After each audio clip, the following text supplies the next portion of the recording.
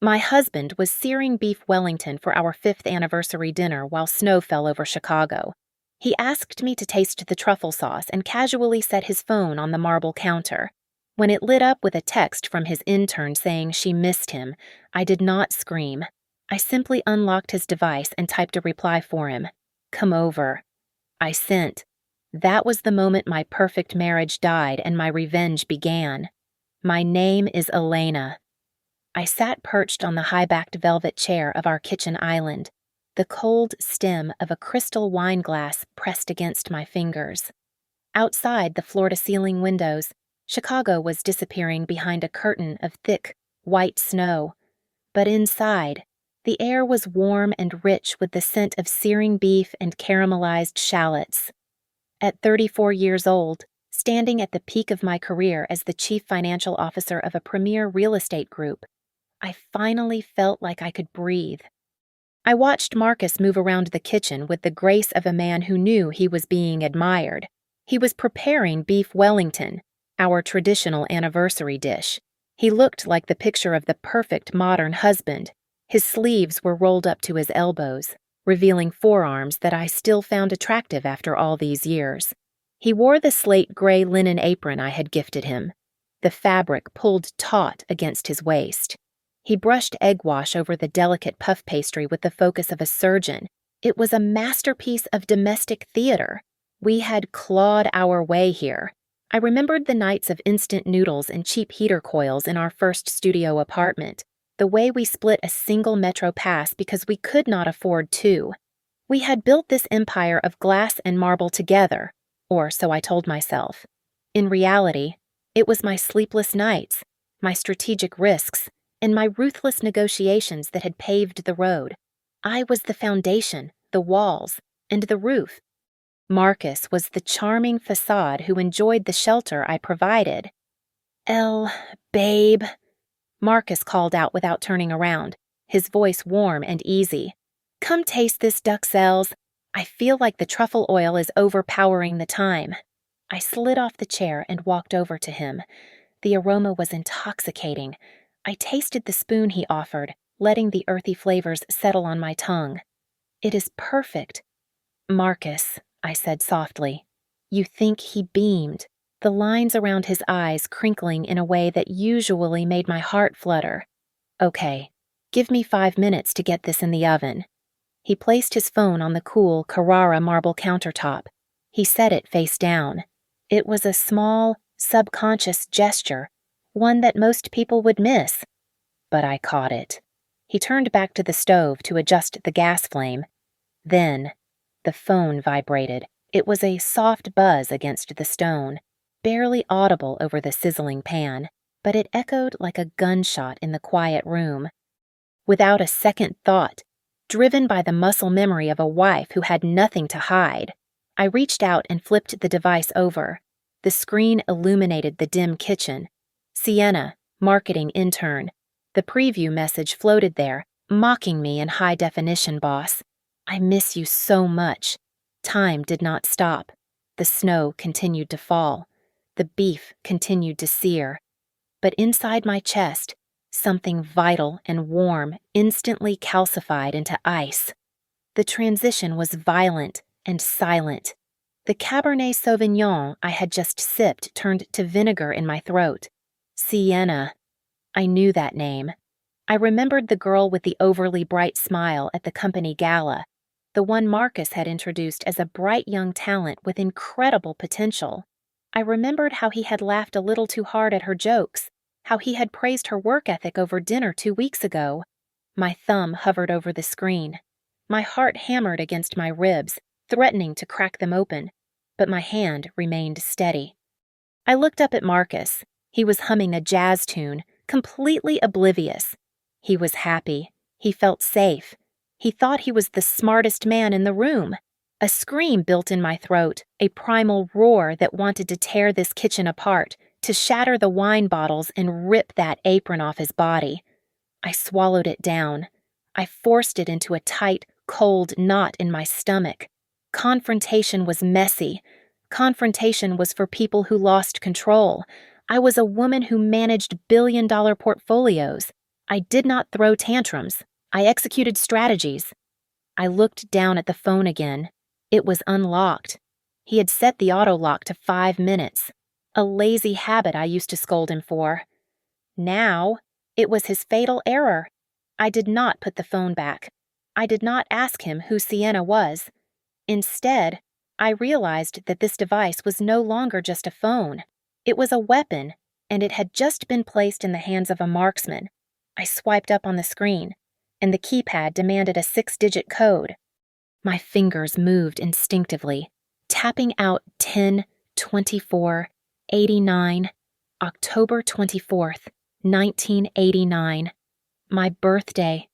A bitter, dry laugh caught in my throat, but I did not let it escape. The irony was almost poetic. Marcus used the day I was born to secure the secrets that would destroy me. The phone unlocked with a cheerful chirp, granting me access to the sewer of his digital life. I opened the message thread with Sienna. It was not a new conversation. My eyes scanned upward, scrolling back through weeks of digital betrayal. It went back 3 months.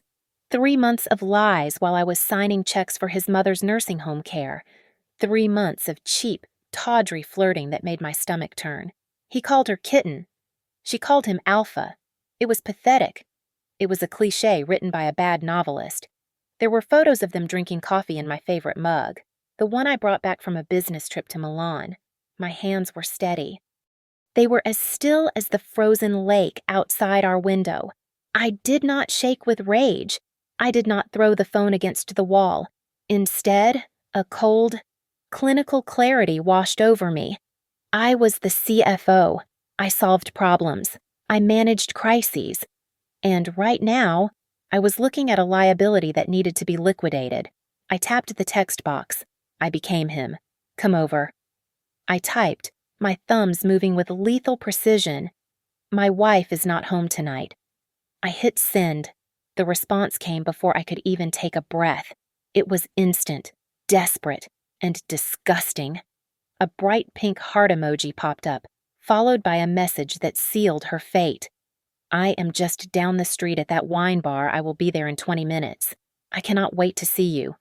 20 minutes. That was the timeline. I immediately selected the message as my invitation and her eager acceptance. I pressed the trash can icon. Delete for me.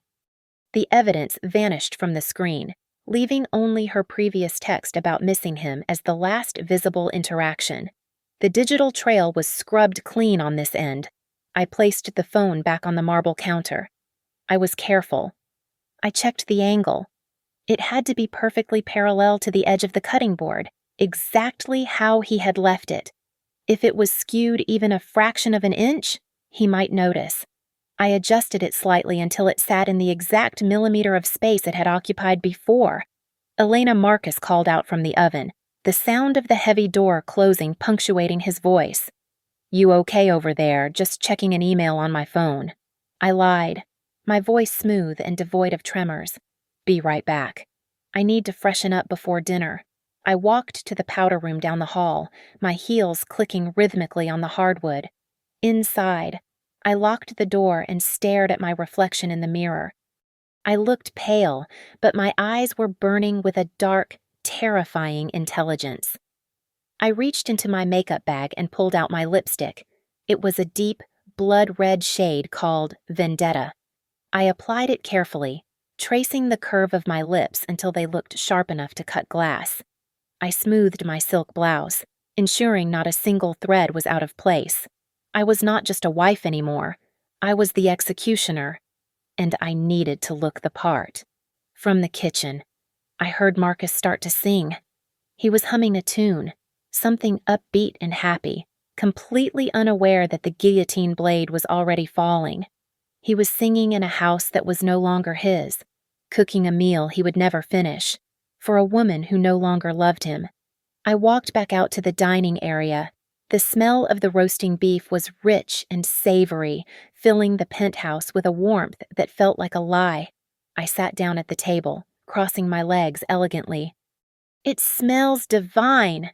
Marcus, I said, my voice dripping with sweet poison. Truly wonderful. Only the best for us. Babe, he replied, wiping his hands on a towel. I smiled at him. Inside my head, a clock was ticking down. 19 minutes. 18 minutes. The stage was set. The players were in position. I picked up my wine glass and took a slow, deliberate sip, waiting for the doorbell to ring and the world to burn. Marcus served the beef Wellington with a flourish, carefully placing the center cut onto my porcelain plate. The pastry was golden and flaky, and the meat was a perfect medium-rare pink. He poured more wine into my glass, his movements fluid and relaxed. He looked like a man without a care in the world, completely unaware that the ground beneath his feet was about to crumble. So, I was thinking about our trip next month, Marcus said, leaning back in his chair and swirling his wine. What do you think about the Amalfi Coast? We could rent that vintage convertible you have always wanted to drive and just disappear for a few weeks. Just the two of us. I looked at him. He was lying to my face with such ease that it was almost impressive. He was planning a romantic getaway with his wife while his mistress was en route to our home. I cut a small piece of the beef and put it in my mouth. It was technically perfect, tender and rich with the flavor of truffle and foie gras, but to me, it tasted like dry ash. It tasted like dust and betrayal. I swallowed it with difficulty, forcing a stiff smile that did not reach my eyes. That sounds lovely. Marcus, I replied. Truly lovely. He smiled, satisfied, and raised his fork to his mouth. The digital clock on the oven displayed 8 o'clock sharp. The sharp chime of the doorbell suddenly echoed through the penthouse, sharp and intrusive against the soft jazz playing in the background. Marcus jumped in his seat as if he had been electrocuted. His fork clattered against the side of his plate, and a small splash of red wine landed on the pristine white tablecloth. His face drained of color, and his eyes darted toward the hallway with a look of sudden, irrational fear. It was the look of a man with a guilty conscience who knows his house of cards is shaking in the wind. Who is that? He stammered, his voice climbing an octave. We aren't expecting anyone. Are we? It is 8 o'clock at night. I watched him squirm. It was pathetic. I wiped my mouth with the linen napkin and stood up slowly. Relax. Honey, I said, my voice calm and commanding. Sit down. It is probably just a delivery mix-up. Or maybe the concierge dropping off a package. I will get it. I can get it, he said, starting to rise, panic flashing in his eyes. No, I said firmly. Eat your dinner. I said I will get it. He sank back into his chair, defeated by my tone. I turned and walked toward the foyer. The hallway was long, and the sound of my heels striking the hardwood floor echoed rhythmically. It was a heavy, deliberate sound, like the banging of a judge's gavel signaling the start of a trial. Each step brought me closer to the destruction of my marriage, and I welcomed it. I reached the heavy oak door. I paused for a split second, composing my features into a mask of polite curiosity. Then, I pulled the handle and swung the door wide open. Sienna stood there. She looked ready for a party. She was wearing a dress that was far too short for the Chicago winter, a shimmering silver slip that barely covered her thighs. A cheap faux fur coat hung loosely off her shoulders, doing little to block the cold draft from the hallway. In her hand, she clutched a bottle of grocery store wine. A bright, expectant smile was plastered across her face. Her lips parted to greet her lover. Surprise, Bab. The word died in her throat. Her eyes locked with mine. The smile vanished instantly, replaced by a look of absolute, unadulterated horror. Her skin turned a sickly shade of gray under the harsh hallway lights. She blinked rapidly, as if trying to make the image of me disappear. She looked past my shoulder, searching for Marcus, but found only the imposing figure of his wife blocking the entrance. Mrs. "Sterling," she whispered, her voice trembling. She took a stumbling step back, her grip on the wine bottle tightening until her knuckles turned white. She turned her body slightly, her instincts screaming at her to run, to flee back to the elevator and disappear into the night. But I was faster. I stepped forward, occupying the threshold and filling the space with my presence. She was the fly, and she had just landed right in the center of the web. I watched the impulse to flee twitch in the muscles of her legs. She was shifting her weight, preparing to bolt back toward the elevator. But I was not about to let my prey escape so easily. "You are already here, so you might as well come inside. Ms. Sienna," I said, my voice dropping to a register that was barely above a whisper but hit with the force of a sledgehammer. "If you run away now, the entire company will know about this situation by tomorrow morning." She froze. The threat hung in the icy air between us, heavy and undeniable. She knew I held the keys to her career, and likely her reputation. With a trembling chin and eyes welling with tears, she stepped over the threshold. I closed the heavy oak door behind her with a soft, final click that sounded like the lock of a prison cell engaging. "This way," I commanded, not waiting for an answer. I walked past her, the silk of my blouse flowing behind me like a battle standard. I led her down the hallway into the open-plan dining room where Marcus was sitting. He had his back to us, his shoulders stiff with tension.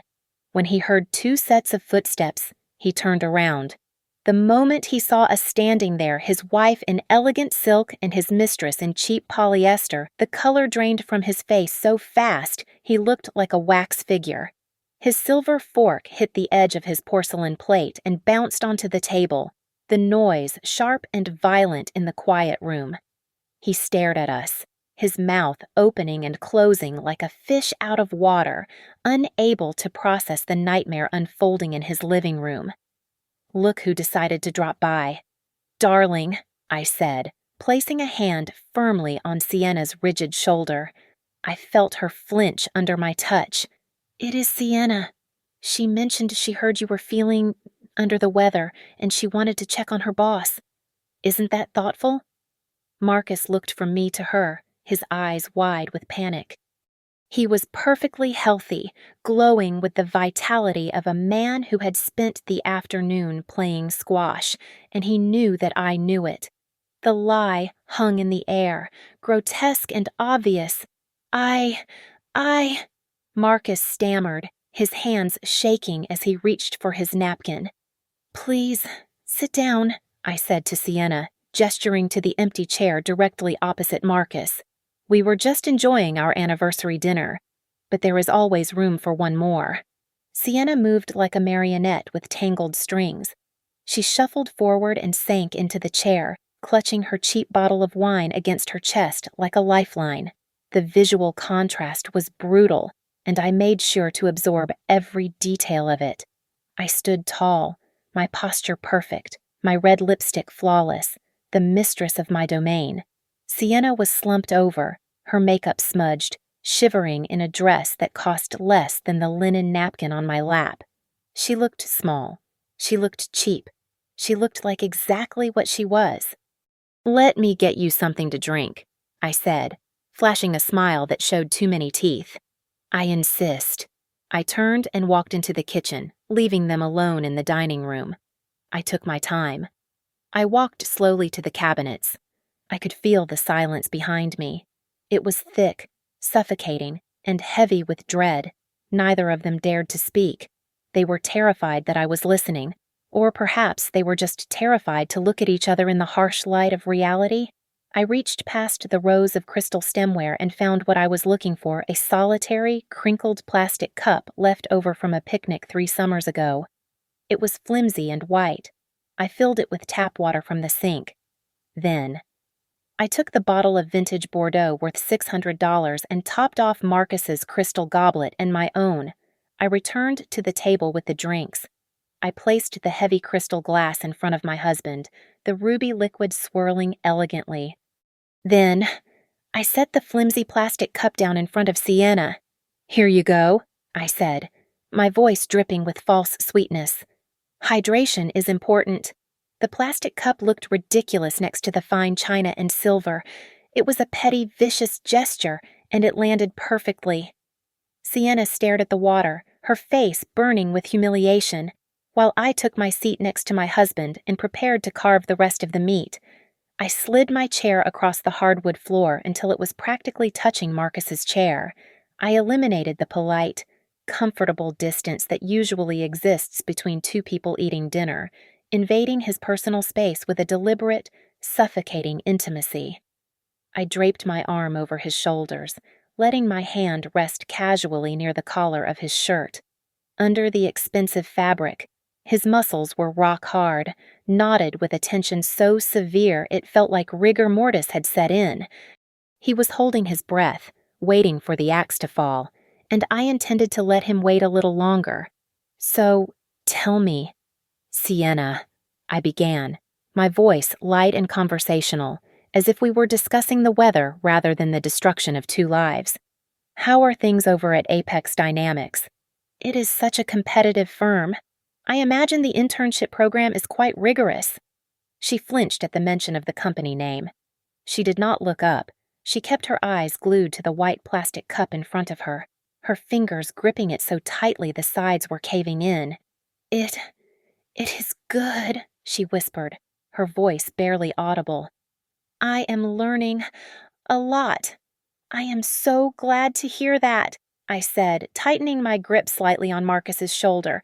I have a vested interest in the success of that company. In fact, just this morning, I authorized a wire transfer of $500,000 from my personal trust to Marcus's account.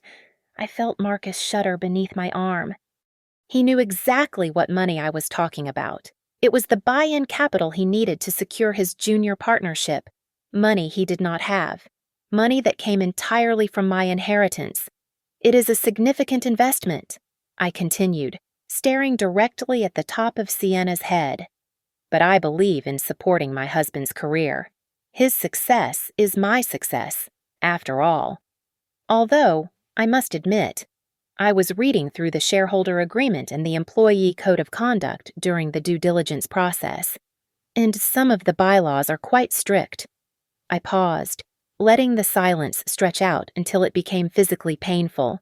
I took a sip of my wine, savoring the rich, oaky flavor. Sienna, since you work there, I asked, feigning innocence, do you happen to know the specific policy regarding romantic entanglements between executive directors and subordinates? I believe the term used in the handbook was immediate termination with cause, followed by a complete forfeiture of severance packages. Is that correct? Sienna's face lost the last traces of color. She looked as though she had been drained of blood. Her hands were shaking so violently now that water from the plastic cup sloshed over the rim and dripped onto her bare thighs. But she didn't even react to the cold liquid. She was paralyzed by the realization that her fun little office fling was about to cost her everything. I turned my attention away from the trembling girl and looked at my husband. He was staring straight ahead, his eyes wide and unseeing. Beads of sweat had gathered along his hairline and were beginning to trickle down his temples, despite the climate-controlled cool of the penthouse. Marcus, darling, I cooed, reaching up with my linen napkin. I dabbed his forehead with the tenderness of a loving wife, wiping away the physical manifestation of his guilt. Why are you sweating so much? You are absolutely drenched. Is it the heat from the oven, or perhaps the surprise of having our guest arrive so unexpectedly? He jerked his head, trying to pull away from my touch, but he couldn't go far. He opened his mouth to speak, but no sound came out. He just nodded frantically, his chin bobbing up and down like a broken toy. The charismatic, confident executive was gone, replaced by a terrified child caught with his hand in the cookie jar. You really must take better care of yourself, I scolded gently. We have so much to look forward to. I was just looking at the final contracts for that vacation villa in Aspen we talked about. You know, the one we are putting in both our names. I leaned in close to his ear, whispering so that only he and Sienna could hear. My lawyers insisted on a very specific addendum to the purchase agreement. I said, my voice dropping to a hiss. It is a morality clause. It states that if either party is found to be unfaithful, they forfeit all rights to the property and are liable for 100% of the mortgage penalties. It is fascinating how much a little infidelity can cost a person in this economy. Isn't it? I reached into the pocket of my blazer and withdrew my own phone. I did not unlock it to check the news. I unlocked it to open a hidden folder named Evidence that I had been compiling for the last 6 weeks. I swiped through the gallery, my eyes scanning the screenshots I had synced from Marcus's cloud account while he slept. It is fascinating, I said, my voice conversational and light, as if I were discussing a change in the weather. I was just reading about how common workplace infidelity has become. It seems everyone is doing it. I looked up, locking eyes with Sienna. She was trembling so hard the water in her cup was creating small ripples. Listen to this example I found, I continued, pretending to read from a blog. Here is a text sent on November 12th at 2 in the afternoon. It says, I cannot focus in this meeting because I keep thinking about your hands on me. Meeting you in the stairwell was risky but worth it. Wow, that sounds incredibly unprofessional. Does it not? A choked sob escaped Sienna's throat. She clamped a hand over her mouth to stifle it, but the sound was already out in the room. Marcus dropped his head. He stared at his lap. His hands clasped together so tightly that his knuckles were stark white, like bone pushing through skin. And here is another one, I said, swiping to the next image. This one is from last week. My wife is just a roommate who pays the bills. You are the only one who really understands me. Baby. That one stings a little bit. I lowered the phone. The pretense dropped from my face like a heavy curtain falling. The warmth vanished from my eyes, replaced by the cold, hard stare of a predator who has finished playing with its food. Sienna, I said, my voice slicing through the room like a razor blade. That silver dress you are wearing, it fits you quite well. She looked up, her eyes red and swimming with tears, confused by the sudden shift in topic. She stammered. It is a size 4, isn't it? I asked, leaning forward. Bought from the boutique on Michigan Avenue 3 weeks ago. It cost $340 plus tax. I know this because I pay the bill for the American Express supplementary card that Marcus carries in his wallet. I reached under the placemat of my setting and pulled out a folded piece of paper. I unfolded it slowly, deliberately, smoothing out the creases on the table. It was the monthly bank statement, printed just this morning. I had highlighted several lines in aggressive red ink. I tossed the paper across the table. It landed in front of Sienna, right next to her cheap plastic cup. Look at it, I commanded. The highlighted sections, the seafood dinner at the Drake, the bottle of Chanel perfume, the 3 separate bookings at the Palmer House Hotel.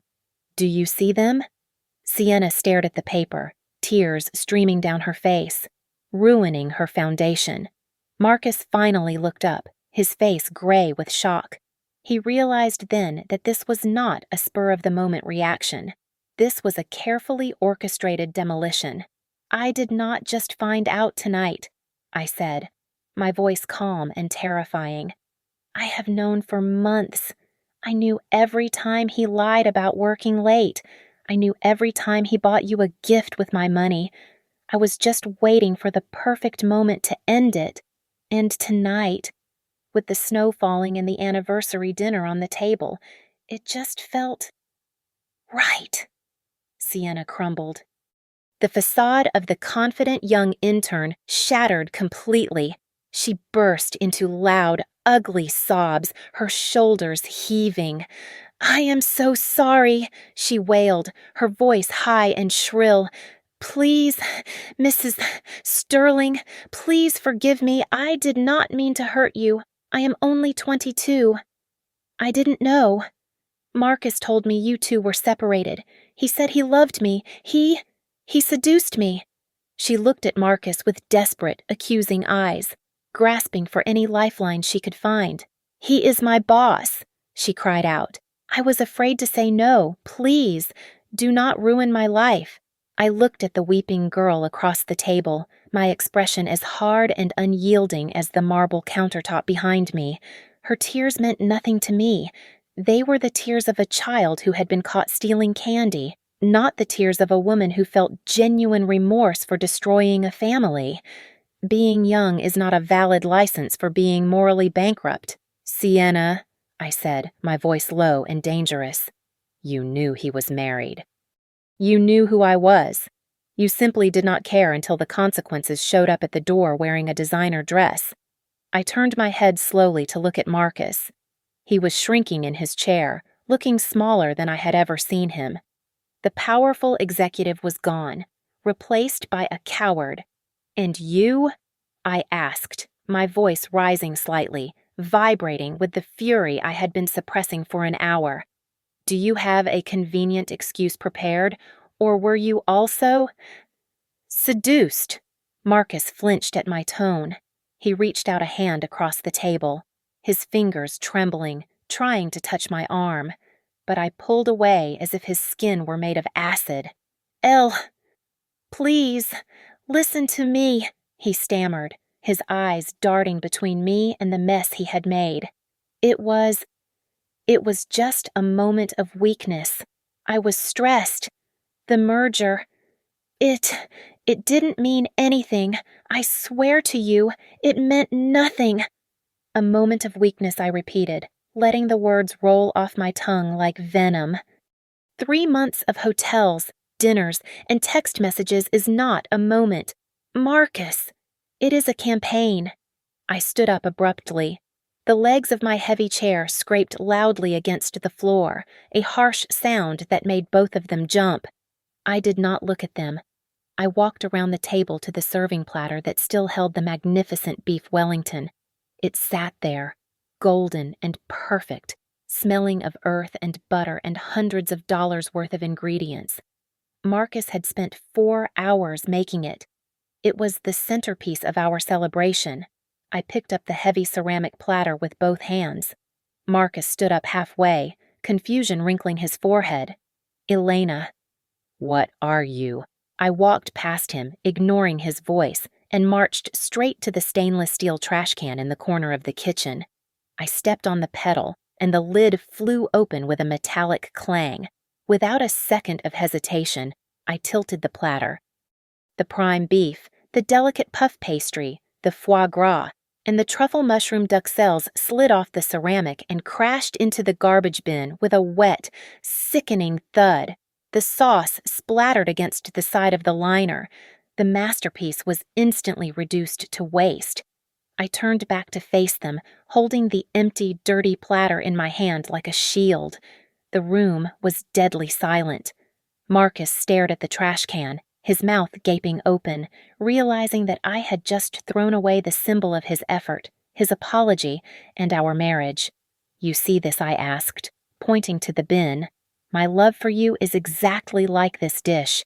It was expensive. It was carefully prepared. It was supposed to be perfect.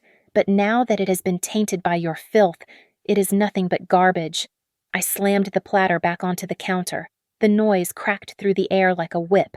I turned my burning gaze onto Sienna. "Get out," I hissed. She blinked, paralyzed by fear. I said, "Get out." I screamed, my voice finally breaking the barrier of my composure. "Get out of my house if I ever see your face again. I will make sure you never work in this city again. Move." Sienna scrambled out of the chair so fast she almost tipped it over. She grabbed her purse, her hands shaking so badly she dropped it once before scooping it up. She looked at Marcus for help, but he just stared at the floor. A broken man. Realizing she was completely alone, she bolted for the hallway. In her panic, she stumbled. One of her high heels slipped off her foot. She did not stop to retrieve it. She kicked off the other one and ran barefoot across the hardwood floor, her feet slapping against the wood as she fled for her life. I heard the front door yanked open, then the heavy slam echoed through the penthouse, vibrating in the floorboards beneath my feet. Silence rushed back into the room, but it was not peaceful. It was heavy and suffocating. The air smelled of cooling meat from the trash can and the sharp, metallic tang of adrenaline. I stood there, chest heaving, staring at the man I had vowed to spend my life with, knowing that the man I loved was dead and only a stranger remained. The silence that followed the slamming of the front door was not empty. It was heavy, filled with the wreckage of a 5-year marriage. Marcus stood in the center of the room, staring at the space where Sienna had just been, his chest heaving. Then, the reality of his situation crashed down on him, his legs gave out, and he collapsed onto his knees on the hardwood floor. He reached out, grabbing the hem of my silk trousers with desperate, trembling hands. "Elena, please, oh God, please," he sobbed, burying his face in the fabric of my clothes. "You cannot do this. We have 5 years together. 5 years of history. I love you, I swear to you. I will fix this. I will go to therapy. I will do anything you want." I looked down at him. A few hours ago, looking at this man would have filled me with warmth. Now, I felt nothing but a cold, clinical detachment. It was as if I were looking at a stranger, or worse, an employee who had committed gross misconduct. The love I had nurtured for half a decade had evaporated the moment I saw that text message, leaving behind only disgust. I pulled my leg away from his grasp, stepping back to avoid his touch. "Get up," I said, my voice flat and devoid of emotion. "You are ruining the fabric." I walked over to the console table in the hallway where I had left my briefcase. I opened it and pulled out a thick brown manila envelope that I had prepared days ago, anticipating the moment I would need to pull the trigger. I walked back to Marcus, who was still kneeling, wiping snot and tears from his face, and dropped the envelope onto the floor in front of him. What is this?" he asked, his voice cracking. "Inside, you will find a petition for the dissolution of marriage," I explained calmly. "I signed it this morning. My lawyers will be in touch with you regarding the proceedings, although given the prenuptial agreement you signed, there is not much to discuss. Behind the legal documents, there is a one-way economy class ticket to Ohio. Your flight leaves at 6 in the morning." Marcus stared at the envelope as if it were a bomb. He looked up at me, his eyes wide with disbelief. "Ohio, you are kicking me out," he stammered. "But where will I sleep? This is my home. This is my home." I corrected him sharply. "My name is on the deed. My money pays the mortgage. As of 5 minutes ago, I have reset the smart lock credentials for the entire building. Your fob no longer works. I have also frozen our joint checking account and reported all the supplementary credit cards in your name as lost. You have 0 access to my funds effective immediately." He stood up slowly, looking around the penthouse as if seeing it for the first time. He looked at the Italian leather sofa, the abstract art on the walls, the 60-inch television. The realization hit him like a physical blow. He owned none of it, without me. He was destitute. "Elena, please." "I have nowhere to go," he whispered, his voice small and pathetic. "I have no money. I haven't been paid yet." "That sounds like a personal problem." "Marcus," I replied, checking the diamond watch on my wrist. "You have exactly 30 minutes to pack your personal effects. And let me be clear, you take only what you purchased with your own salary. If I see you touch a single item that I paid for, I will call the police and have you arrested for theft. The clock starts now." He stood frozen for a second, then scrambled toward the bedroom. I followed him, leaning against the doorframe with my arms crossed, watching him like a prison warden overseeing an eviction. It was a pathetic sight. He pulled his suitcase from the closet, the old one he had when we met, not the Louis Vuitton set I bought for our honeymoon, and began shoving clothes into it. He reached for the cashmere sweaters I had bought him for Christmas, then stopped, feeling my eyes boring into his back. He dropped them. He reached for the collection of designer watches on the dresser, his hand hovering over a Rolex. "I bought that for your 30th birthday," I reminded him coldly. "Leave it." He flinched and pulled his hand back. By the time he was finished, his suitcase was barely half full. He had his cheap suits, his old gym clothes, and a few toiletries. Everything that made him look like a successful Chicago executive, the expensive coats, the cufflinks, the silk ties remained in the closet, belonging to the woman who had paid for them. He zipped the bag shut. The sound was loud in the quiet bedroom. He walked past me, dragging the wheels across the floor. We walked to the front door in silence. He paused at the threshold, his hand on the doorknob. He turned back to look at me one last time, tears streaming down his face again, searching for a shred of the woman who used to look at him with adoration. "Elena," he started, his voice trembling. Do you really hate me this much? I do not hate you." "Marcus," I said, my hand resting on the heavy door. "I feel absolutely nothing for you at all. Goodbye." I didn't wait for his response. I slammed the door in his face.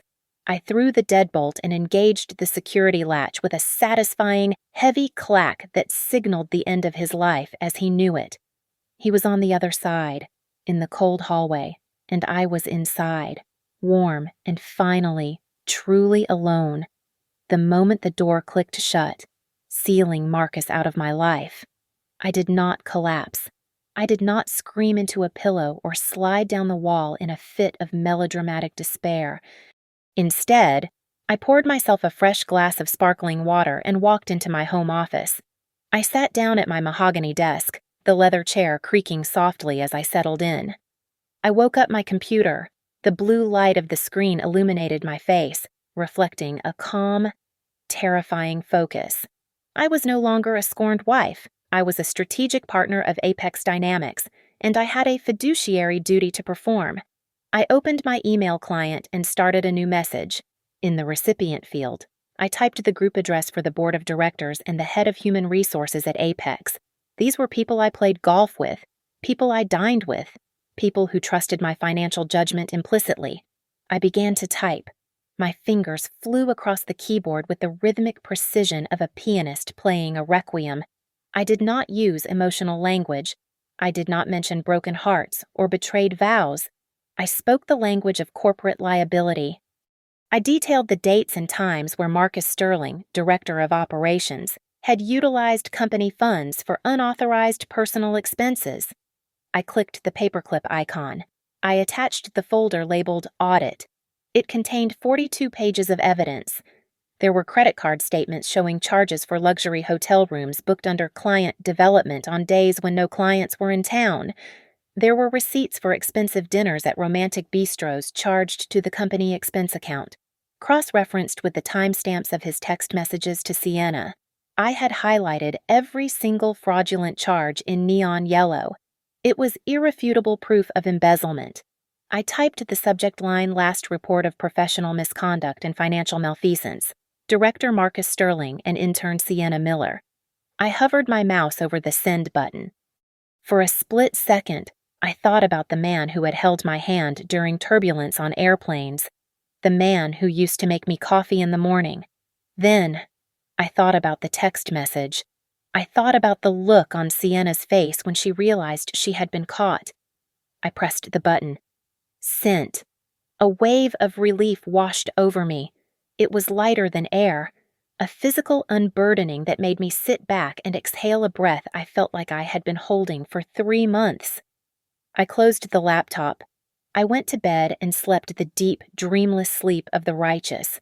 By 8 o'clock the next morning, the digital bomb I had dropped had detonated. I did not go to the Apex Dynamics building, but my contacts there kept me informed with a play-by-play that was better than any reality television show. The rumor mill had started spinning before the first pot of coffee was brewed. Whispers of an internal audit and a sex scandal ricocheted from the mailroom to the executive suites. At 9 in the morning, the weekly all-hands meeting began in the main conference room.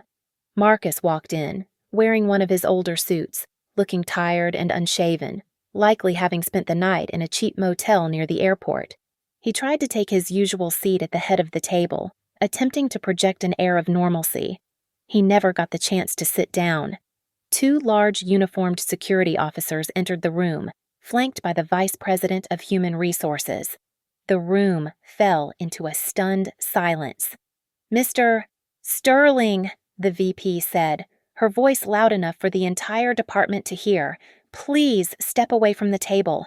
You are being placed on immediate suspension pending a criminal investigation into fraud and embezzlement. Please hand over your badge and company phone." "What? What is this?" Marcus stammered, his face turning a deep, humiliated red as his colleagues stared at him in horror. "You cannot do this here. I am the director." "Not anymore," the officer said, stepping forward. "Let's go, sir. Don't make a scene." They escorted him out like a common criminal. He walked the walk of shame past the glass walls of the conference room, carrying nothing but his personal humiliation. He was stripped of his title, his reputation, and his dignity in under 5 minutes. Simultaneously, down on the 3rd floor, Sienna was summoned to a small, windowless office. She was not given the dignity of a meeting. She was handed a termination notice and a non-disclosure agreement.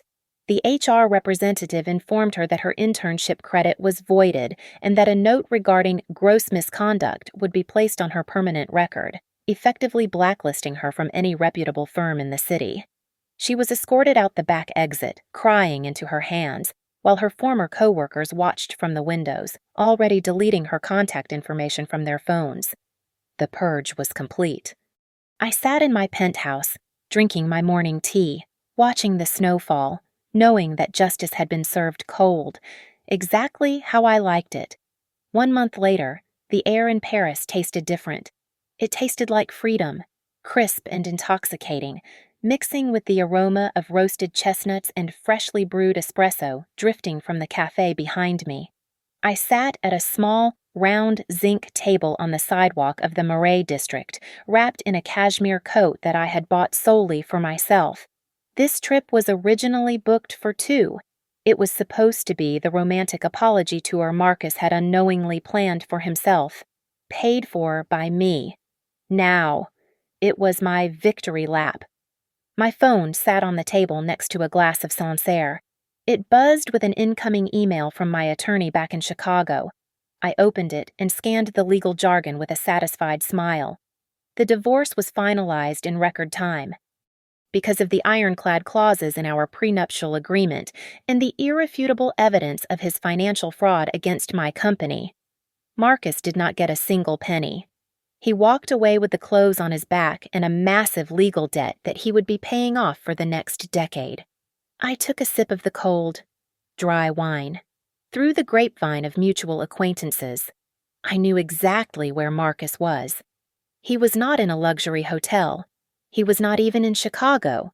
He was back in his childhood bedroom in a small, gray town in Ohio, living off his mother's pension because no reputable firm would touch a director who had been fired for embezzlement. He was 36 years old, unemployed, and blacklisted. As for Sienna, her fate was perhaps quieter, but just as devastating. The humiliation of being escorted out of the building had gone viral on the local industry forums. She had deleted her Instagram, her LinkedIn, and every other digital footprint she possessed. Last I heard, she had moved to a different state to work in retail, her dreams of a high-powered marketing career reduced to folding sweaters in a mall. My phone buzzed again. This time, it was a text message from an unknown number. I picked it up. The message preview popped up on the screen. "Elle, I know you are in Paris. I saw your post. I am sleeping in a hostel near the station. Please, just one coffee. I miss you so much." I made a mistake. I stared at the words. A month ago. They might have hurt. They might have made me angry. Now, they were just pixels on a screen, as meaningless as the man who sent them. He had used the last of his money to fly here, thinking a grand gesture could fix a shattered reality. He was delusional. I did not reply. I did not type out a scathing retort. I simply tapped the info icon, scrolled down to the bottom of the contact card, and pressed block caller. The message vanished into the digital void, taking the last remnant of Marcus Sterling with it. I looked up at the Eiffel Tower piercing the gray sky in the distance. For a long time, I thought revenge was about screaming, about throwing things, about making the other person bleed. I realized now that I was wrong. The sweetest, most absolute revenge was not inflicting pain. It was living a life so magnificent, so complete, and so brilliant that the people who hurt you could never even touch the hem of your garment again. It was the realization that I did not need him to be happy. I never did. To me, I whispered, raising my glass to the empty chair across from me. I finished the wine in one smooth swallow. I left a 20 euro note on the table, gathered my purse, and stood up.